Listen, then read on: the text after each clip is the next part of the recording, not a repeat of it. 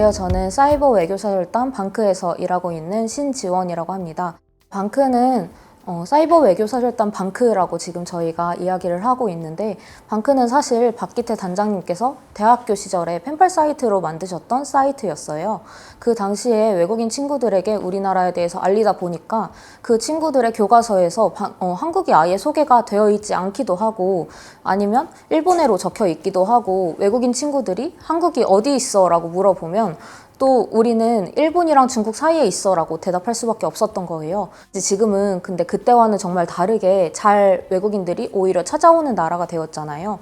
근데 그 당시에는 외국인 친구들이 잘 모르던 국가여서 이 친구들에게 한국의 위치나 그리고 한국의 역사나 문화 같은 것들을 올바르게 알리는 그런 활동들을 지금까지 해왔고, 방크는 그래서 지금 한 20년 이상 동안 열심히 활동을 하고 있습니다.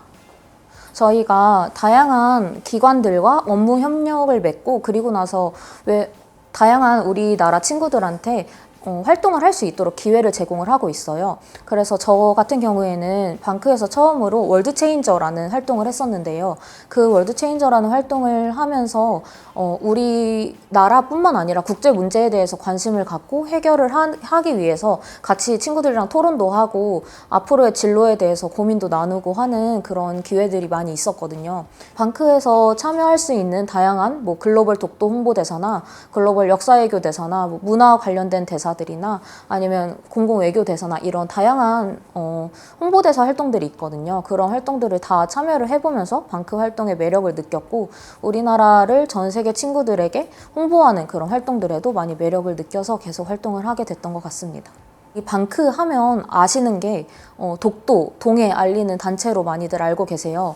근데 사실은 저희가 하는 분야가 되게 다양하고 한국의 역사, 문화 전반적인 모든 걸 알리고 있음에도 그냥 독도랑 동해 관련된 것들이 자극적이다 보니까 기사가 제일 많이 나갔던 것 같아요. 그러다 보니까 방크는 동해를 바로잡는 단체 이렇게 많이 알고들 계신데, 제가 최근에 하고 있는 것들에 대해서 많이 소개를 해드리자면, 우리나라 문화유산이나 우리나라의 역사를 알리고 싶잖아요, 저희는. 근데 그러다 보니까 우리가 우리 것만 알리게 되는 거예요. 근데 그렇게 하면 외국인들은 관심이 없잖아요. 그래서 저희는 항상 비교를 해서 알리는 그런 활동들을 하고 있는데요. 만약에 우리가 한복을 알리고 싶으면 인도네시아에는 바틱이라는 전통 의상이 있어요. 그래서 인도네시아의 바틱이랑 한복을 같이 비교해서 홍보를 하면 인도네시아 친구들도 한복에 대해서 더 관심을 가질 수 있잖아요. 그래서 그런 식으로 홍보를 하고 있는데, 예를 들어서 저희가 창덕궁을 알리고 싶으면 전 세계의 사람들이 다 아는 베르사유 궁전이랑 같이 비교를 한다든지, 우리가 고인돌을 알리고 싶으면 영국에 있는 스톤헨지랑 같이 비교를 한다든지, 이렇게 해서 알릴 때 좀 더 좋은 효과를 낼 수 있는 것 같아요.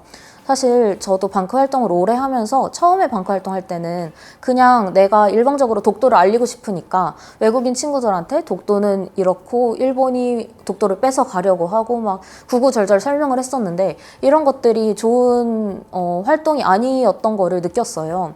그 상대방 친구는 전혀 관심이 없는 듯 보였고, 사실 제가 입장을 바꿔놓고 생각해도 다른 나라 친구들이 이 우리 땅에 대해서 다른 나라가 뺏어가려고 해 라고 얘기를 하면 거부감을 느낄 것 같거든요.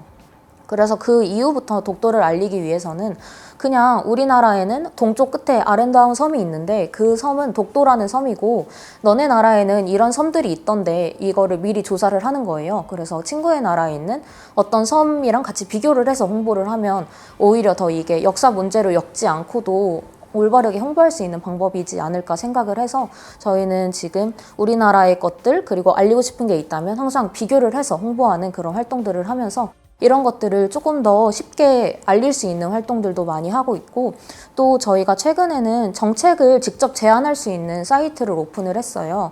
그래서 선생님들도 지금 생활하시다 보면 정책을 이 정책은 있었으면 좋겠다 하는 것들이 있잖아요. 그러면 이런 정책들을 직접 그 사이트에 올려서 그 사이트 내에서 정책을 제안을 하면 많은 사람들이 동참을 했을 때 이게 직접 정책으로 실현이 될 수 있게끔 하는 사이트도 제작을 했고, 또 글로벌 청원 플랫폼이라고 해서 글로벌 청원을 우리가 직접 만들어 보는 거예요. 전 세계에 다양한 문제들이 있는데 이 문제를 전 세계인의 관심을 끌어서 해결할 수 있게끔, 만약에 일본이 역사왜곡을 한다면 이 문제에 대해서 전 세계인들의 관심을 이끌어서 한번 시정을 해볼 수 있도록, 그리고 지금 뭐 전쟁도 많이 나고 있고 사실 국제 문제들이 많이 있잖아요. 이런 문제들에 대해서 우리나라 사람들뿐만 아니라 전 세계인들이 관심을 가질 수 있도록 촉구하는 그런 활동들도 다양하게 하고 있습니다.